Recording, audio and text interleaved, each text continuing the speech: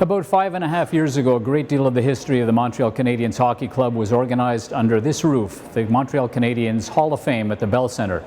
At the end of August, these doors will close forever as artifacts are moved around the Bell Centre and they are returned to collectors and to the private people who have actually loaned some of their Habs memorabilia to the team. We're privileged today to take a tour of the Canadiens Museum here. If you haven't yet been, please make it a point to come if you're any kind of a fan of the history of this team. Between now and the end of August, admission is free.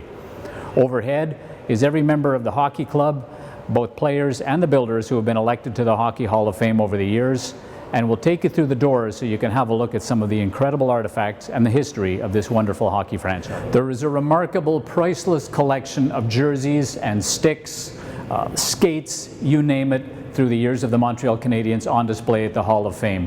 Also here though, and maybe this will be of great appeal to some of the younger fans who come through, will be hockey cards. There are hundreds of them, and you want to come and have a look at these for the history and for some of the brutal haircuts and the horrible mustaches, and actually for some of the factual mistakes that you will see in some of these cards where faces and players don't match up with the names on them.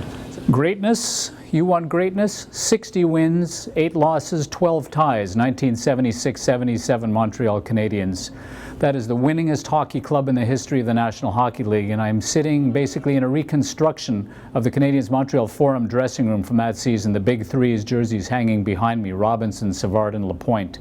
You ever want to see anything in terms of a great hockey club, this was it. Come through here, sit, actually look at some of these jerseys, look around here, look at some of the names, and you just will be totally steeped by the history and the tradition of what this hockey club is all about.